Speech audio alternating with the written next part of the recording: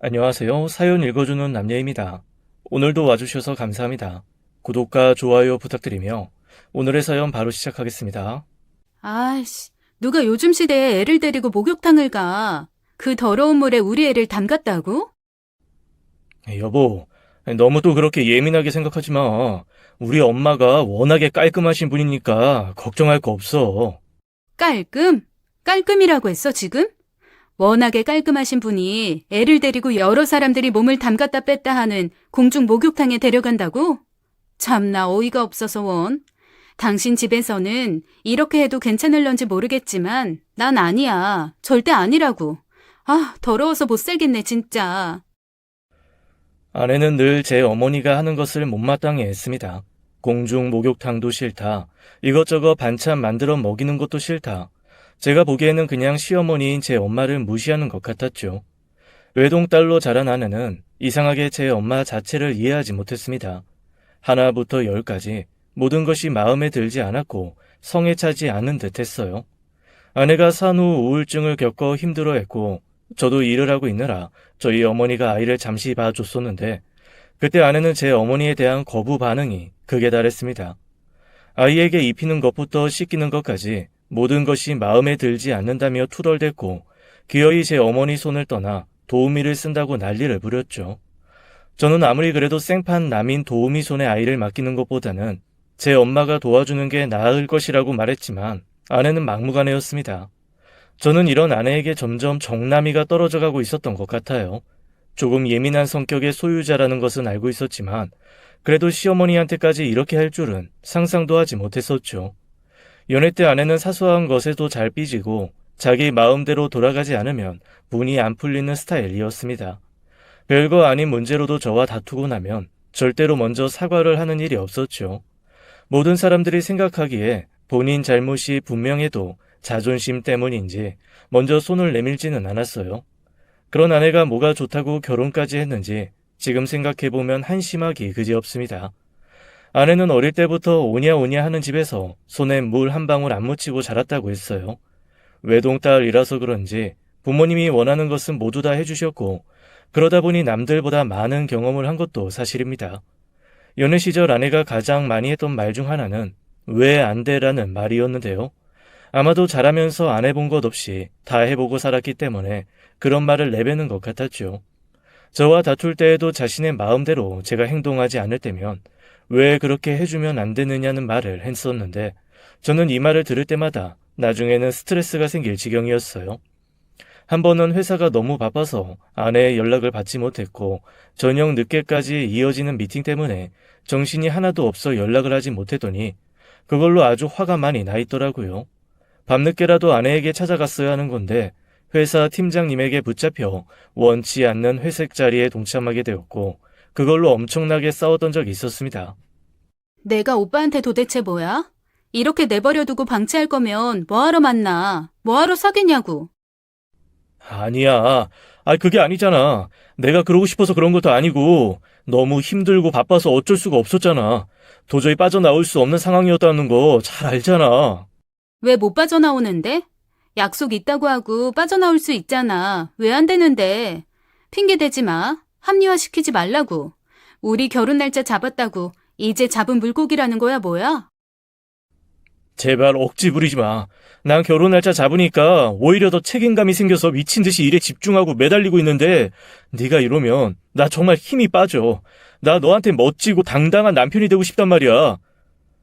저는 어떻게든 결혼 전에 승진도 하고 싶었고 월급 인상도 하고 싶었는지라 발버둥 치고 있었는데 당시 여자친구였던 아내는 그저 자기한테 관심 안 가져준다고 짜증을 부리고 안달하곤 했었죠.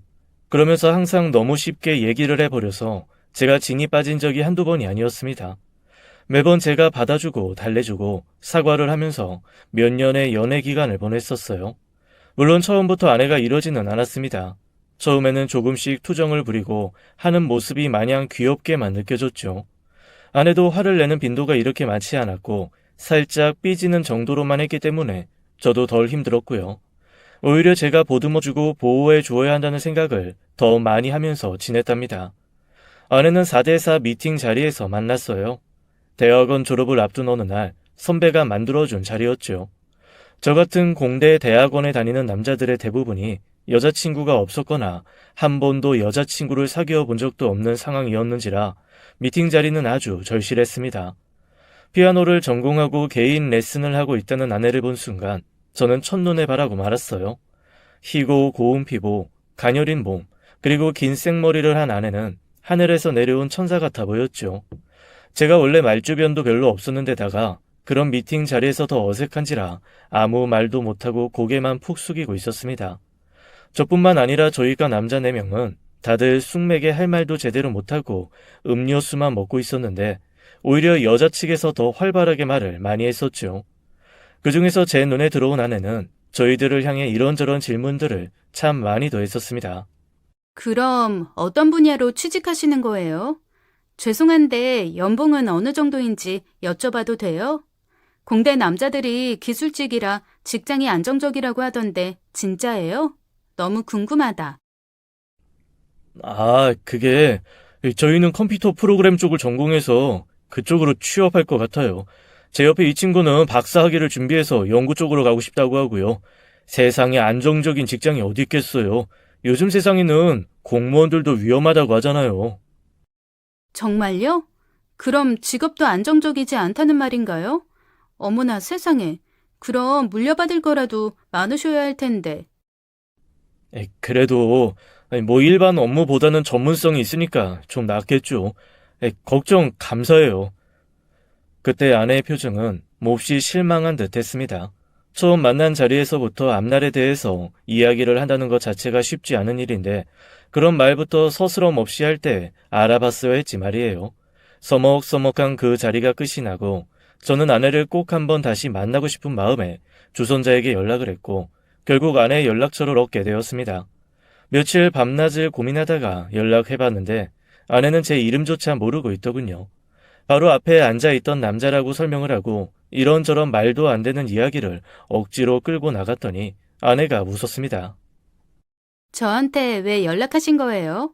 저 다시 만나고 싶은 거예요? 그런 거죠. 저 마음에 들어요? 네? 그게 저... 내일 뭐 하세요? 저녁 7시 그때 미팅했던 그곳에서 만나죠. 됐죠? 속이 다 시원하죠? 네, 감사합니다. 정말 감사합니다. 바보같이 어물쩡거리던 저를 대신해 과거의 아내는 참 용기가 많은 사람이었어요. 그런 모습이 여태껏 제가 알던 여자들과 비교가 되었고 너무 보기 좋았습니다. 그녀와의 첫 데이트 날 나름대로 멋을 부린다고 부렸는데 그 모습이 귀여워 보였었나 봐요. 목을 한번 두르고 앞으로 꺼낸 목도리를 다시 메어주겠다고 하면서 제 목도리를 풀어헤친 그 순간 심장이 너무 쿵쾅대서 기절할 뻔했습니다. 재미있는 이야기 해주려고 전날 새벽 3시까지 여기저기 뒤적거렸었는데 그게 하나도 먹히지 않았고 오히려 그냥 이런저를 귀엽게 봐주었던 것 같아요. 그러니까 그녀는 제가 노력하는 모습 그 자체를 좋게 평가해 주었습니다. 나름대로 웃으면서 화기애애하게 첫 데이트가 끝이 났고 저는 그녀의 앞날이 무척 기대됐어요. 아직 시작도 하지 않았는데 마치 연인이라도 된 것처럼 그녀와의 데이트를 꿈꾸었죠.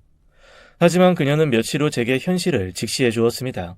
저보고 대뜸 부모님이 무슨 일을 하시냐고 물었고 재산은 얼마나 있는지도 물었죠. 재산은커녕 빚 갚느라 힘들게 살아오던 저희 집안 사정을 아주 조금 얘기했더니 저 같은 사람은 자신과 어울리지 않다고 말했습니다. 결국 저는 상처만 가득 안고 그녀와 연락이 끊어지는 듯했죠. 며칠간 그녀가 했던 말 때문에 밥도 잘 안 들어갔어요. 요즘 젊은 사람들이 다 이런다면 저는 아마 결혼도 하지 못할 것이라는 생각도 했습니다. 사람의 마음을 보기보다는 물질적인 것만 밝히는 그런 사람을 제가 마음에 두었다는 사실조차 너무 화가 났었죠. 그 후로 저는 대학원을 졸업하고 보란듯이 좋은 직장에 취업했습니다.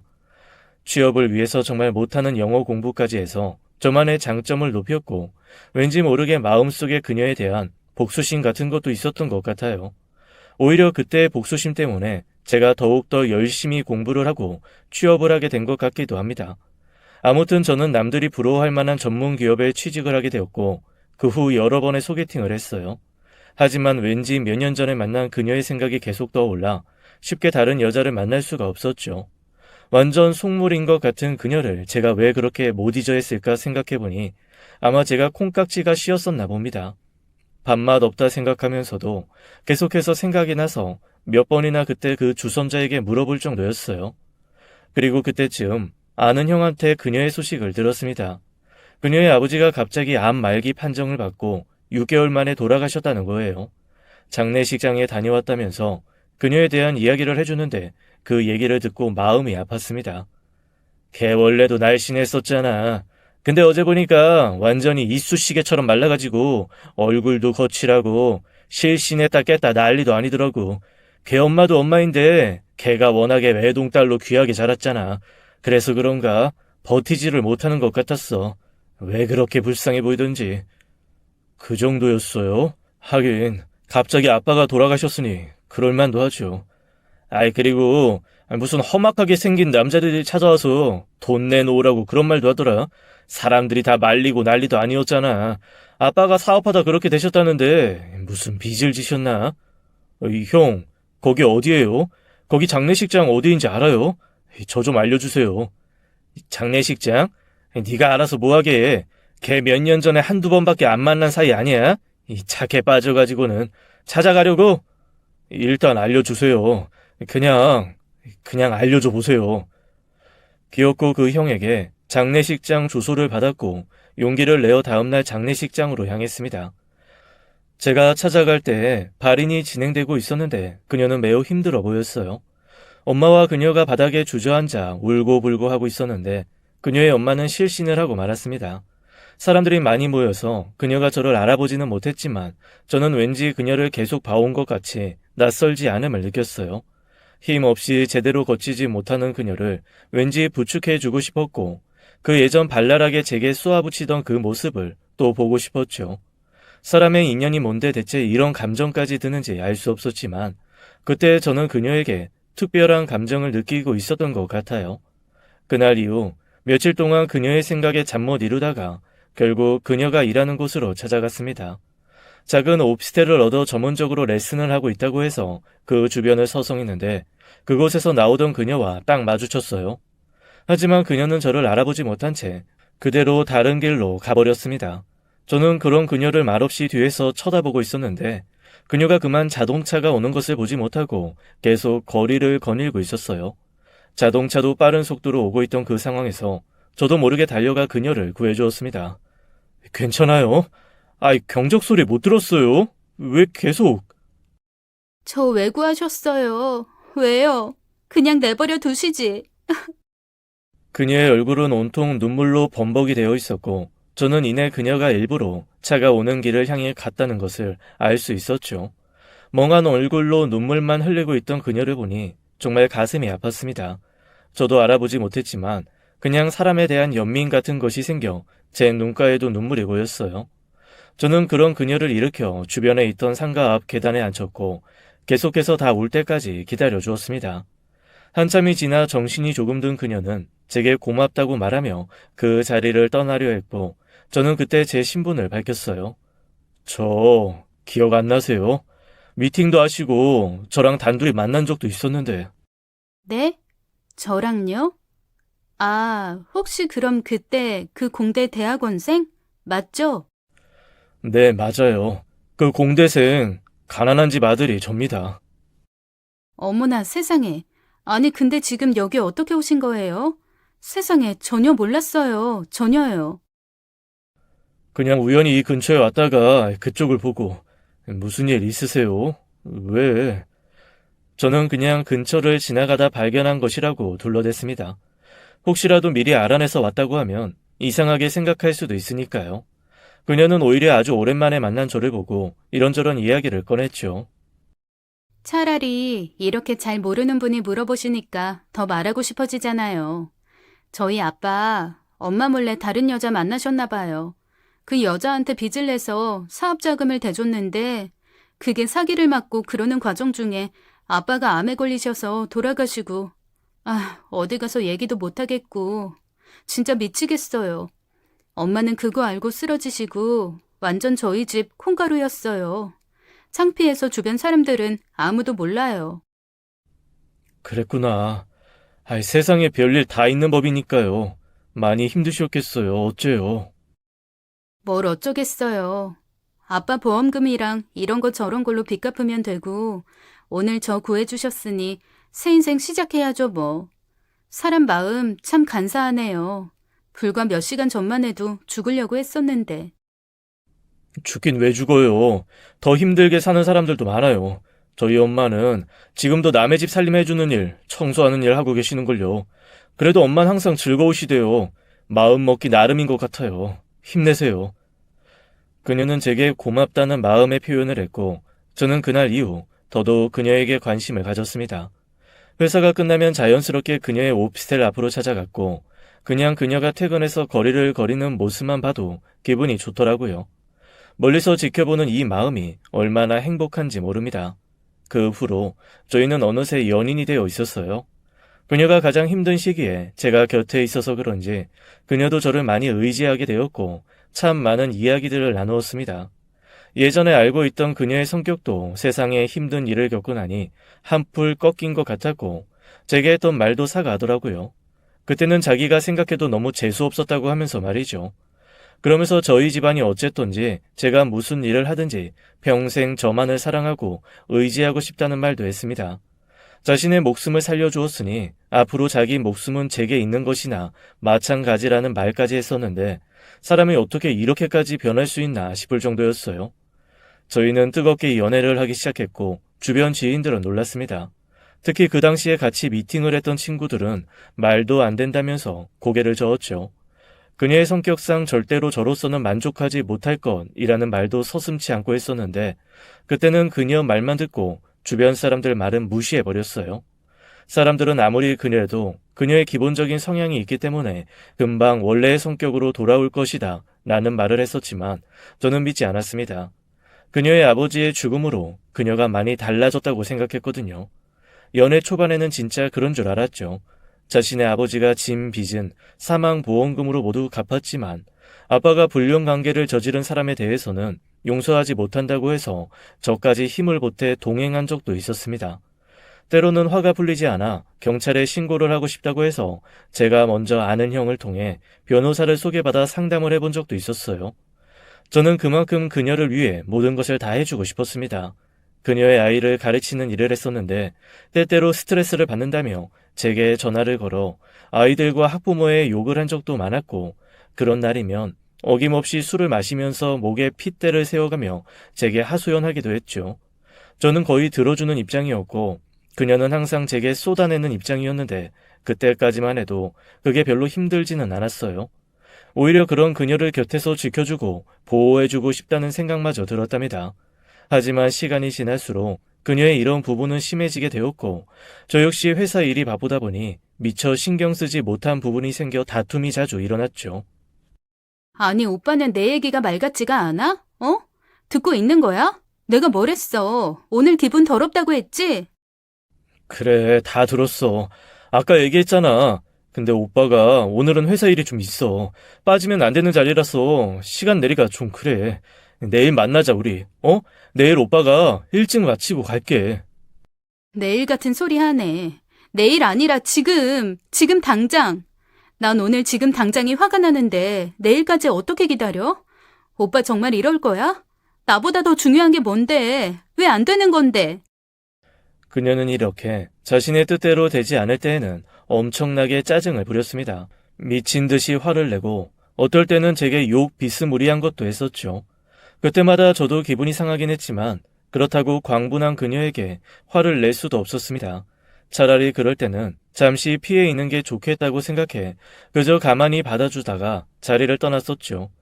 연애 기간이 길어지면서 몇 번 이런 상황이 반복되니 사실 저도 많이 힘들더군요. 처음에는 무조건 그녀와 결혼을 해야 한다고 생각했으나 점점 결혼에 대한 물음표가 생겼습니다. 평생 결혼해서 제게 이런 식으로 대할 수도 있겠다고 생각을 하니 한숨이 나오기도 했었죠. 하지만 또다시 그런 일이 일어났고 저는 한 번쯤은 정확하게 알려주어야 할 것 같아서 그녀에게 이별을 통보했었고 결국 저희는 약 한 달 동안이나 연락을 하지 않고 지냈습니다. 몇 번이나 그녀의 연습실 앞에서 서성이기도 했지만 저는 계속해서 그녀의 연락을 피했어요. 그런데 한 달쯤 지났을 무렵 그녀는 약을 먹고 응급실에 실려갔고 그 모습에 저는 그녀를 평생 지켜주어야겠다고 결심했습니다. 결국 저희는 결혼을 약속하게 되었고 그녀의 어머니께 인사를 드리러 갔어요.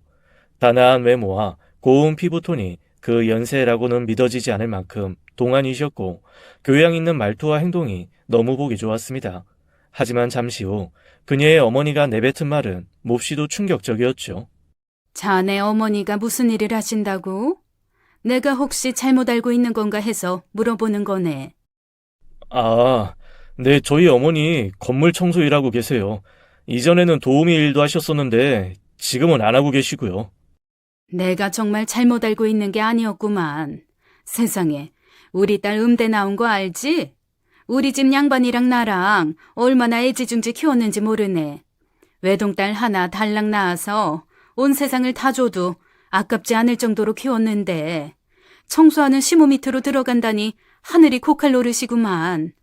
내 딸이 하도 자네 없으면 죽겠다고 그런 말을 해서 내가 어쩔 수 없이 허락은 했다만 내 딸 기분 나쁘게 하거나 그러면 아주 자네 집안 알아서 하게. 알았나?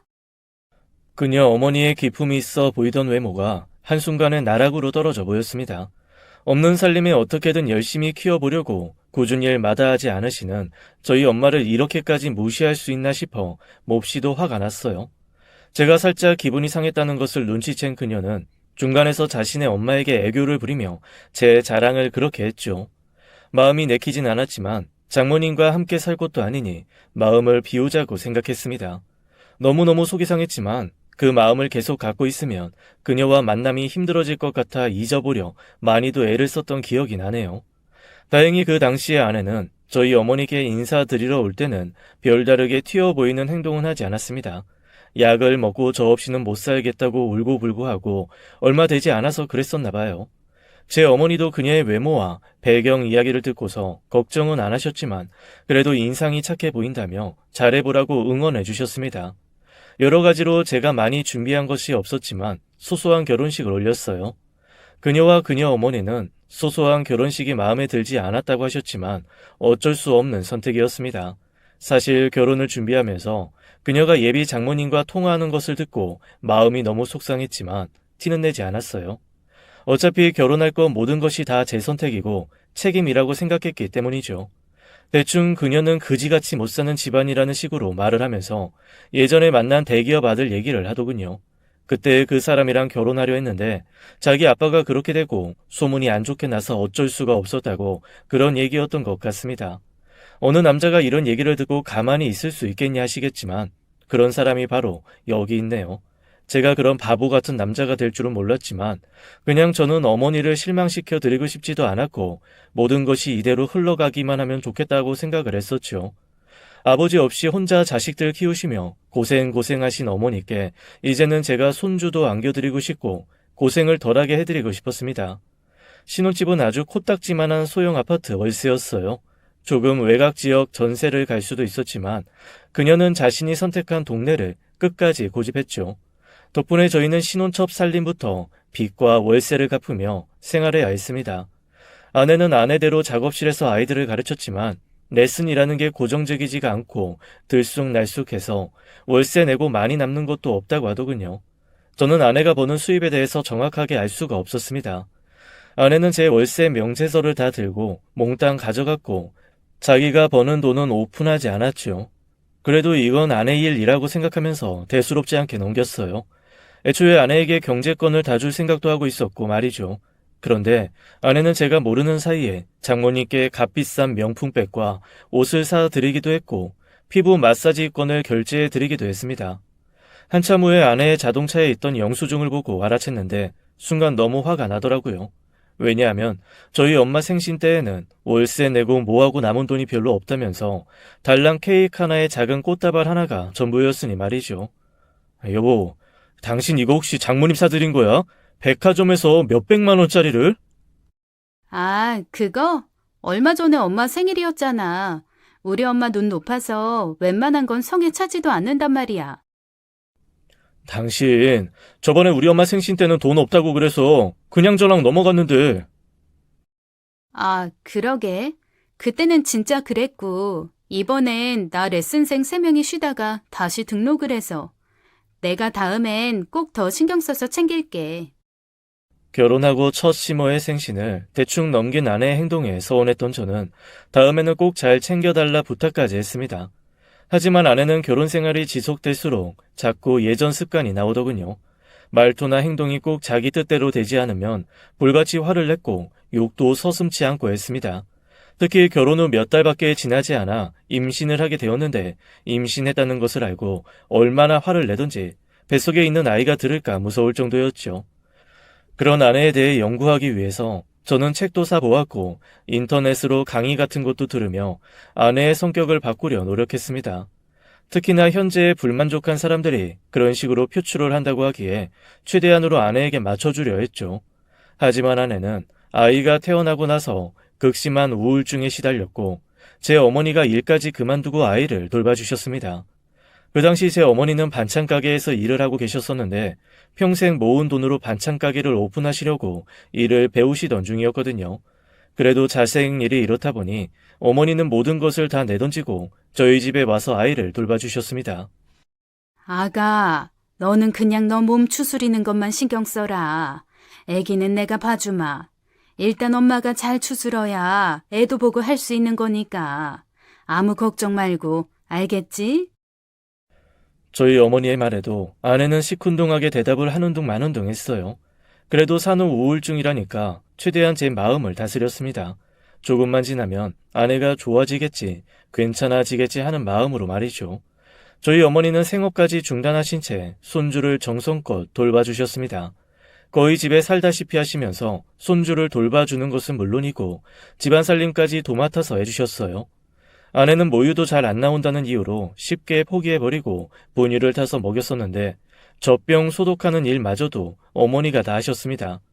퇴근 후 집에 와보면 아내는 잠을 자고 있거나 소파에서 TV를 보며 과자 같은 것을 먹고 있었고 어머니는 아이를 포대기에 업고 저녁을 준비하는 모습이었어요. 매일 반복되는 이 모습에 화가 났던 저는 아내에게 한번 크게 화를 냈습니다. 당신 정말 너무한 거 아니야? 우리 엄마는 저렇게 뼈 빠지게 하고 있는데 가만히 앉아서 뭐해? 내가 오빠네 집 대 이어줬는데 내가 뭘 아무것도 안 해. 애 낳고 여자 몸이 얼마나 변하는 줄 오빠가 알기나 해? 세상 아무것도 하기 싫다고. 아무것도. 몸이 말을 안 듣는 걸 어째 그럼. 그래도 한운 신용이라도 해야지. 산후조리 끝난 지가 언젠데. 야, 우리 회사 여직원들은 아이 낳고 3개월 만에 복직해서 일하는 사람들도 많아. 아이고, 그러셔? 그럼 잘난 그런 여직원들하고 살지 왜 나랑 사냐? 어? 누군 편한 줄 알아? 어머님이 어머님 마음대로 우리 집 살림 만지시고 애기도 자기 마음대로 키우시는데 그럼 나는 뭐 마냥 편한 줄 아냐고. 뭐라고? 무슨 말을 그렇게 함부로 해? 너 정말 이럴 거야?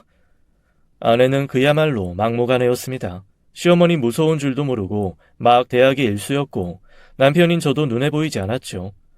하나부터 열까지 저희 어머니가 하는 살림이 마음에 들지 않았다던 아내는 아마 제가 안 볼 때 어머니께 엄청 막대한 것 같더라고요. 언젠가부터 어머니가 아내 눈치를 살살 보시면서 행동을 제대로 못하시는 것 같았는데 그걸 보는 제 마음이 정말 찢어질 것 같았습니다. 그렇게 시간이 지나 아내는 자기 몸 관리를 하고 스트레스를 푸는 데에 시간을 많이 쏟았고 급기야 도우미 이모를 구하더라고요.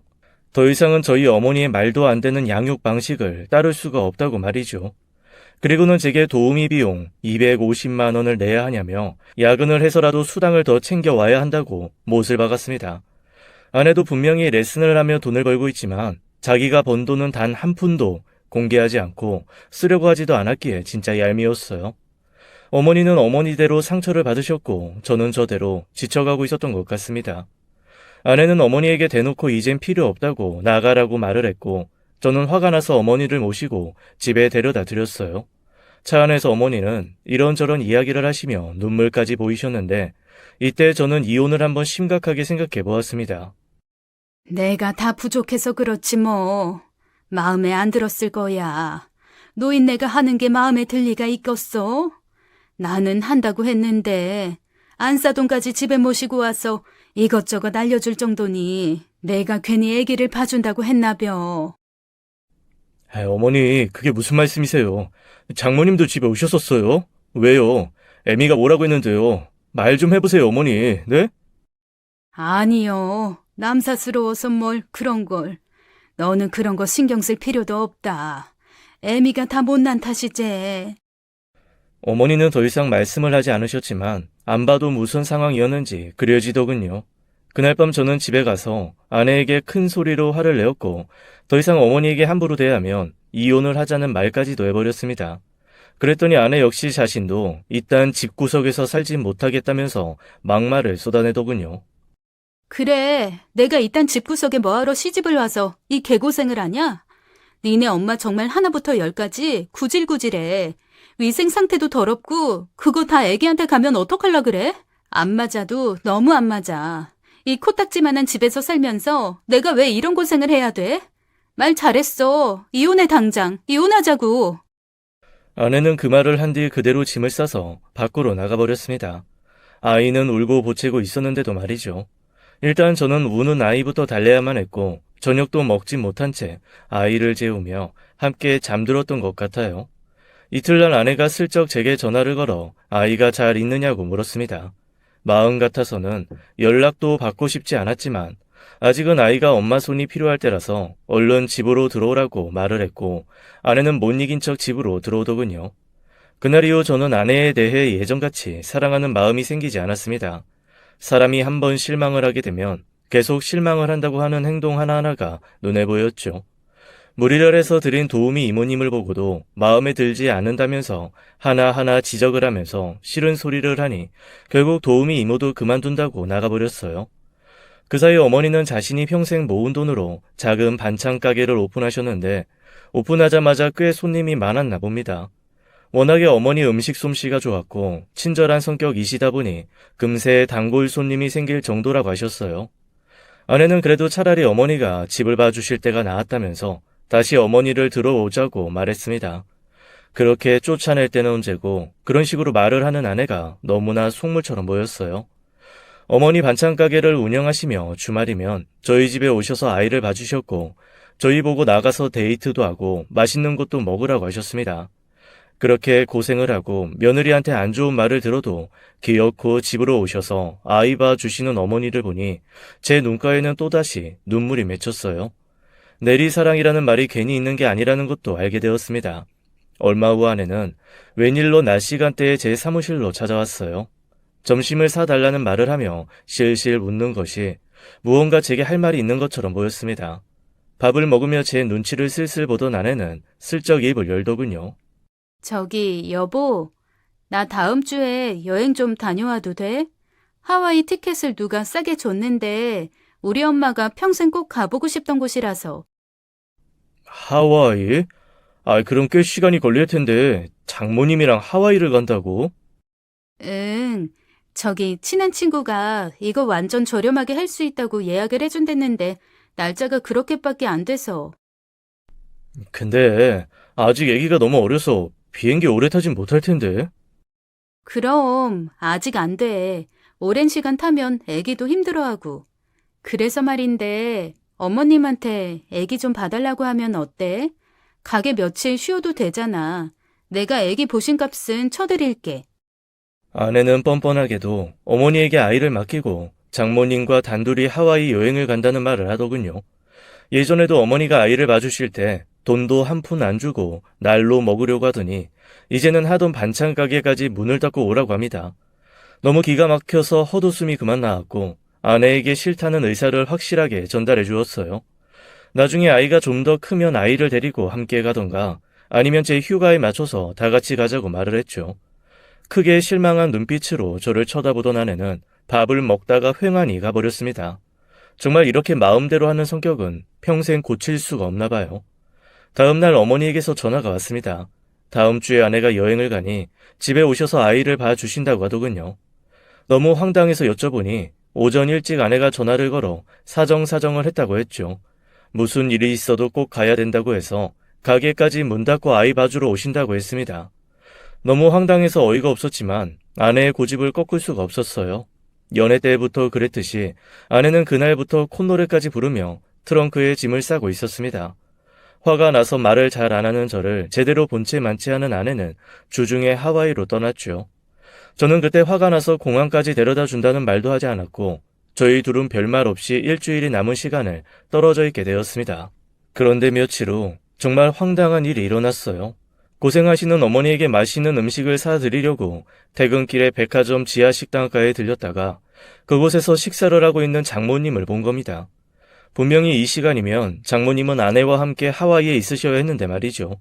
너무 황당하고 어이가 없어서 멍하니 장모님을 쳐다보고 있었는데 저를 보지 못하신 채 친구들과 웃으면서 휙 저쪽으로 지나가 버리셨어요. 정신을 차리고 보니 벌써 저만큼 지나간 장모님을 다시 붙잡아 여쭤볼 용기가 차마 나지 않았고 그 길로 아내의 개인 연습실로 향했어요. 그리고 난생 처음으로 아내의 연습실 비밀번호를 누르고 들어가 보았습니다. 비밀번호를 알려주진 않았지만 아내가 늘 고집하던 번호가 있었기에 2번 만에 열렸거든요. 마치 판도라의 상자가 열리듯 아내는 그 안에 낯선 남자와의 추억을 쌓아두고 있었습니다. 책상 서랍 속에는 핸드폰이 1개 더 있었고 그 안에는 그 남자와 아내의 사적인 영역들이 다 들어있더군요. 집에서는 볼 수 없던 행복한 웃음으로 그 남자 곁에 안겨 있었고 그걸 본 저는 온몸이 벌벌 떨렸습니다. 결국 저는 아내에게 철저히 이용당하고 있었던 것이었어요. 아내는 그저 매달 돈을 벌어다주는 ATM 기계가 필요했던 모양입니다. 거기에 천사 같은 저희 어머니가 애 봐주고 살림까지 다 해주시니 세상 얼마나 편하겠습니까? 이틀 후에 아내가 귀국을 하면 모조리 다 엎어버리고 이혼을 할 생각을 하고 집으로 돌아가던 제게 청천벽력 같은 소식이 전해졌어요. 어머니가 교통사고가 나셨다는 소식이었습니다. 제가 퇴근이 갑자기 늦어지자 아이가 자고 있는 사이 급하게 밖에 있는 마트에 다녀오면서 길을 건너시다가 그만 사고가 났던 것이더군요. 아까 제가 백화점에서 장모님만 만나지 않았더라면 지금쯤 집에서 맛있는 음식을 함께하고 있었을 텐데 하는 생각이 드니까 솔직히 아내를 죽여버리고 싶은 마음까지 들었습니다. 아이를 데리고 어머니가 계신 병원에 있으면서 정말 많이 힘들었네요. 다행히 어머니 동생이신 이모가 오셔서 아이를 봐주시며 도와주셔서 얼마나 다행인지 모릅니다. 어머니의 상태는 생각보다 꽤 심하셨는데 연세가 많다 보니 수술을 받으신 이후에 회복이 잘 안 되어서 중환자실에 며칠 있어야 했었죠.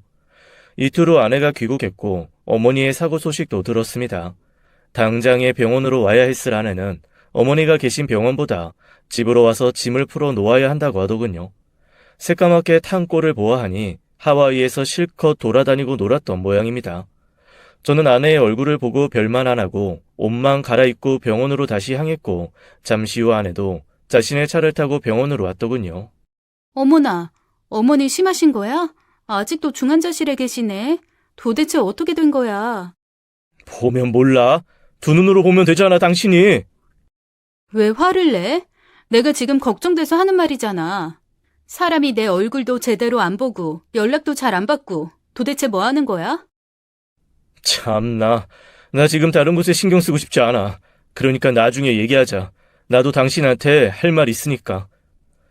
아내는 제 눈치를 슬슬 살피면서 병원방 로비에서 기다리고 있었습니다. 그래도 사람의 탈을 썼으니 저희 어머니가 걱정이 되어서 집에 못 가고 기다리나 싶었는데 아내는 다른 꿍꿍이가 있었더군요. 제가 잠시 밖으로 나오니 쪼르르 따라 나와 제 팔짱을 끼며 말했습니다. 저기, 자기야. 어머님 언제까지 병원에 있을지도 모르잖아. 그치? 그래서 말인데 내가 잠깐 생각을 좀 해봤는데 말이야. 무슨 생각을 했다는 거야? 또 무슨 말을 하려고? 아니, 화 좀 내지 말고 잘 들어봐. 지금 우리 집 엄청 좁아서 미어 터지잖아. 그치? 당장 애기용품도 들고도 마땅치 않아서 발 디딜 틈도 없고 막 정신이 하나도 없잖아. 그래서 말인데 어머님 집 그거 팔아서 우리 집 조금 넓히면 어때? 어머님 나중에 퇴원하시면 우리 집에 오시면 되잖아. 그때처럼. 뭐라고? 집을 팔아? 야! 너 정말 어디까지 하려고 그러냐? 진짜 어떻게 그런 말을 할 수가 있어? 우리 엄마 지금 병원에 계시잖아. 죽은 것도 아니잖아. 당신 왜 이렇게 화를 내? 목소리 낮춰. 무식하게 사람들 다 쳐다보잖아. 교양 있게 행동해. 무식? 교양? 네가 나한테 그런 말을 할 자격이 있냐? 네가 어떻게 감히 내가 더 쳐다보게 만들어줘? 네 하와이랑 누구랑 갔냐? 똑바로 말해? 어머머, 당신 미쳤어? 왜 이래? 당신 이런 사람 아니잖아. 시끄러워 죽겠네, 정말. 내가 모를 줄 알았지? 우리 엄마랑 나 이런 식으로 조롱하고 뒤에서 무슨 짓을 하고 다니는 거야? 니네 엄마랑 너랑 둘이 짜고 감히 우리를 속여? 얼마나 우리 집을 무시했으면 이딴 식으로 행동하냐? 너 다른 놈이랑 신나게 놀고 불륜 저지른 거 내가 다 갖고 있어. 기대해 너 어떻게 되는지. 뭐? 내 연습실 들어갔었니? 너 내가 무단 침입죄로 신고할 거야. 왜 남의 연습실에 몰래 쳐들어가? 누구한테 허락받고 들어간 거야? 경찰에 고소할 거라고. 그래, 고소해라. 네 남편 고소해. 그리고 다 끝내자. 다 끝내. 나도 이제 가만히 안 있을 거야. 네가 어떤 사람이고 어떻게 살아가는지 다 까발릴 거니까 기대하라고. 아내는 제 말에 불같이 화를 내며 벌떡 일어나 병원에서 빠져나갔습니다. 저는 참을 수 없는 분노가 일어나 밖으로 나가 소리를 막 질렀어요. 악을 쓰며 발을 동동 몇 번 굴렀더니 조금 속이 나아지는 것 같기도 했죠. 어떻게 이런 여자를 만나서 이런 취급을 당하게 되다니 제가 이런 꼴이 될 줄 상상이나 했겠습니까? 저는 그저 어머니께 효도하고 안정적인 가정 이루며 소소한 행복을 누리며 살아가고 싶은 마음, 그게 전부였는데 말이죠. 잠시 후 병실로 가보니 이모가 제게 몇 가지의 말을 더해주었습니다. 아이고, 불쌍한 우리 언니. 네 엄마가 얼마나 고생한 줄 알아? 어디 남부끄러워서 남한테는 말도 못하고. 왜요, 이모? 아니, 무슨 일 있었어요?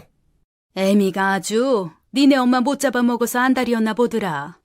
애기 봐준다고 그 집에 들어간다고 할 때부터 내가 알아봤어야 하는 건데 원. 반찬 가게 할 때도 공짜로 이것저것 반찬 싸가서 남들 나눠주고 그거 보고 또 맛없다고 지랄지랄 했나 봐. 아주 그 앙큼한 년이 가정교육을 어디 똥으로 받았나. 내가 아주 한 번 만나면 가만 안 둘라고 했어. 네? 죄송해요, 이모. 어쩌다 제가 이런 여자를 만나서 어머니 마음만 아프게 해드린 건지. 그래도 절대로 너한테 티내지 말라고 사정을 하더라. 그게 애미란다. 애미들은 그래야 돼. 지 애기 맡겨놓고 해외여행이나 다니고 애한테는 관심도 없고 그런 년은 애미도 아니야. 이모, 다 알아요. 저 이혼할 거예요. 우리 어머니 깨어나시면 저 어머니 모시고 진짜 효도하면서 행복하게 살 거예요, 이모. 이모의 말에 저는 더더욱 이혼에 대한 확고한 마음이 들었어요. 그리고 그날 밤 어머니의 상태는 점점 호전이 되었고 다음날 의사 선생님을 만나 일반 병실로 옮길 수 있을 것이라는 희망적인 이야기도 듣게 되었습니다. 조금씩 계속 좋아지는 어머니의 모습을 보니 그렇게 기쁠 수가 없더라고요. 어머니는 이틀 후 일반 병실로 옮길 수 있게 되었고 저와 이모 그리고 손주도 다 알아보셨습니다.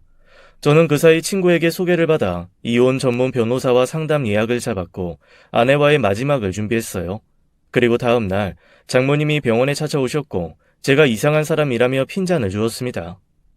내가 다 얘기 들었네. 자네 우리 딸을 뭐 이상한 사람으로 취급한다던데 사실인가? 내가 자네한테 내 딸을 왜 줬겠나? 없는 집에 치질이도 궁상 맞은 엄마 밑에서 자란 자네를 딸랑 하나 착한 거 보고 줬더니만 이제 와서 내 딸을 뭐 어째? 이혼? 이혼해도 우리가 해. 자네 같은 주제에 아주 가지가지 하는구만. 장모님, 무슨 소리를 어떻게 들으셨는지 모르겠는데요. 시어머니 조롱하고 무시하고 무슨 파출부 대하듯이 대하는 아내랑 제가 계속 살아야 되나요? 그것만 하면 다행이게요. 남자랑 아주 더럽게 불륜을 저지르고도 애도 나몰라라는 여자를 제가 왜 같이 살아야 하나요? 제가 왜요? 장모님이랑 같이 갔다던 하와이 여행도 그놈이랑 같이 간 거 맞죠? 남자가 제대로 구실을 했으면 여자가 왜 그러겠나? 소심하게 재미가 없으니 잠시 눈을 돌릴 수도 있는 거지. 그게 뭐 다 우리 딸 잘못만 있는 줄 아나? 오죽 인생이 재미없으면 오죽 자네랑 사는 게 그지 같았으면 그러겠나? 우리 딸은 어려서부터 부모가 최선을 다해서 즐겁게 해줘서 자네같이 지루한 놈하고는 힘든 법이네. 네, 한마디로 저 같은 놈은 돈 벌어다 주는 기계고 재미는 다른 데 가서 본다 이거네요. 이제야 제대로 알려주셔서 감사합니다. 이런 여자인 거 제가 주변에 똑똑히 알려줄게요. 그래야 두 번 다시 저처럼 멍청하게 당하는 사람이 없죠. 우리 어머니에 있는 병실에 당신 같은 사람 오는 거 정말 경멸하니까 당장 돌아가세요. 당장 두 번 다시 이 근처에 얼씬도 마세요. 말도 안 되는 황당한 장모의 말에 내쫓듯이 밖으로 나가게 해버렸습니다. 옆에 있던 이모도 얼마나 황당한지 제대로 말도 못하시고 입만 쩍 벌리고 계시더군요. 누워서 이 상황을 지켜보신 어머니는 그저 눈물만 흘리신 채 아무 말씀도 하지 못하셨습니다. 저는 그렇게 그녀와의 정리를 시작했어요. 그녀가 불륜을 저지른 증거들을 모아서 내밀었고 어머니가 아이를 봐주시는 동안에 제대로 된 급여도 지급하지 않은 것도 이혼 사유가 된다고 하셨습니다. 이혼 과정 중에서 알게 된 건데 어머니 핸드폰 속에 아내가 아내를 조롱하는 문자도 상당수 있었어요. 더럽다는 둥, 아이가 병에 걸릴까 두렵다는 둥, 싸구려 집안처럼 촌스럽게 만들려고 작정했냐는 둥 문자들을 보았을 때 다시 한번 분노가 치밀어 올랐습니다. 아내는 제가 이혼 소장을 보내자 자신도 황당하다고 하면서 제가 무단 침입으로 자신의 연습실에 들어간 것을 고소했고 불륜에 대한 현장 증거가 없다면서 오리발을 내밀더군요. 하지만 요즘 관통죄가 없어졌다 해도 현장을 덮친 영상이나 사진이 없다고 해도 충분히 그럴 유추가 되는 대화 내용을 듣고도 불륜이 인정된다는 판결을 받았죠. 또한 아내의 연습실에 들어간 곳도 제가 비밀번호를 알고 부부 사이이기 때문에 죄가 되지 않는다고 했습니다. 여러모로 황당하고 또 복잡했던 이혼은 모두 제가 유리한 방향으로 흘러갔고 그러는 사이 어머니의 건강도 조금씩 회복이 되셨어요. 아내는 저와 아내가 공통으로 알고 있는 사람들에게 제가 마치 정신병자라도 된 듯 입을 떠벌리고 다녔습니다. 자신은 잘못이 하나도 없고 오로지 제가 의처증에 걸려서 미치고 날뛰었다고 하더군요. 하도 황당한 소문을 떠벌리고 다닌 아내 덕분에 주변인들은 이혼 사유에 대해 아주 정확하게 알게 되었습니다. 저는 가만히 있었는데 아내가 떠벌리고 다닌 말 때문에 오히려 자신의 무덤을 판 격이 돼버리고 말았죠. 예전 성격 그대로 전혀 참을성도 없고 자기 마음대로. 이혼 과정 중에 알게 된 또 다른 진실 하나는 아내의 불륜남에 대해서였어요. 그 남자는 아내가 결혼 전부터 알던 사람이었고 결혼까지 할 뻔한 사람이었죠. 의사라는 직업을 가지고 가정도 꾸린 사람이었는데 제 아내와 다시 재회하고 난 후 만남을 이어갔다고 제게 고백했습니다.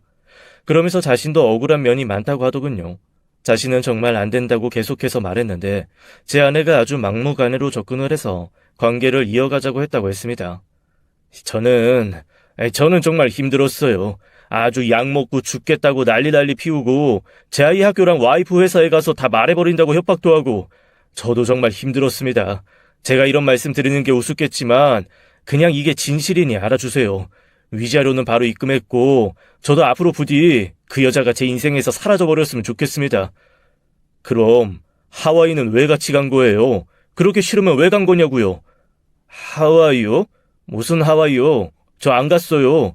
해외여행 가자고 했는데 저희 와이프가 의심할 거 뻔한데 어떻게 가요? 저 아니에요. 정말이에요. 이제 와서 그런 거짓말을 왜 해요, 제가? 하와이에 같이 간 걸로 생각했던 상간남은 자신은 절대 아니라고 했고 아내에게는 아마 또 다른 남자가 있었던 것 같습니다. 어디서 돈 많은 영감탱이를 하나 물은 것 아니냐는 상간남의 말에 저는 다시 한번 억장이 무너졌네요. 제 아이의 엄마가 이런 여자라는 것 자체가 부끄럽고 또 창피했습니다. 아내는 끝까지 억울하다고 말했지만 모든 증거가 다 나왔기에 저는 더 이상 믿지 않았어요. 남자 관계뿐만 아니라 저와 제 어머니에게 행동한 것들만으로도 이혼을 결심하기에 충분했죠. 그 애미의 그 딸이라고 장모님까지 끝까지 제게 연락을 해서 이혼을 취소하라고 하더군요. 그들과의 죽어서도 다시 엮이고 싶지 않을 것이 제 마음이지만 아이가 있기에 앞으로 아이가 엄마를 기억하게끔 자주 만나도록 해줄 생각은 갖고 있습니다. 다른 건 몰라도 천류는 억지로 끊을 수 있는 것 아니니까요. 결국 아내도 자신이 혼자 아이를 양육하는 것이 버거운지 제게 양육권을 넘겨주며 잘 키워달라는 말은 했습니다. 자기 자식이니 솔직히 걱정은 되겠죠. 저는 그 누구보다 아이를 잘 키운 자신이 있습니다. 곁에서 도와주시는 어머니와 이모도 계시고요. 아이가 원한다면 죽을 때까지 재혼 안 하고 혼자 살 자신도 있을 정도죠. 저는 이혼과 동시에 저는 집을 바로 내놓았고 값비싼 월세를 내던 집은 다른 전세 세입자에게 넘어갔습니다. 저는 아이와 함께 어머니가 계신 집으로 이사를 갔고 아내와 그 불륜남에게서 받은 위자료는 어머니의 통장에 입금해드렸어요. 그동안 어머니가 저희 집에서 살림해주고 아이를 돌봐준 월급이라고 해도 많은 금액도 아니었으니까 말이죠. 어머니는 절대로 받지 않으시겠다고 하다가 나중에 손주를 위해서 꼭 쓰겠다고 말씀하셨습니다. 속상해하는 저를 보시며 차마 아무 말 안 하시고 따뜻한 밥을 지어내주시는 어머니께 저는 매일매일 감사하며 살고 있어요. 시간 나는 대로 틈틈이 어머니 반찬 가게도 도와드리고 배달 업체에 등록도 시켜드려서 요즘은 부쩍 일손이 모자랄 지경이 되었답니다. 어머니의 건강과 밝은 미소가 되돌아오자 저는 그제서야 웃을 수 있었던 것 같네요. 앞으로도 지금처럼 부디 건강하게 잘 살아가고 싶습니다. 지금까지 사연 읽어주는 남녀였습니다. 끝까지 함께 해주신 여러분 감사드리며 저희는 다음 사연으로 돌아올게요. 감사합니다.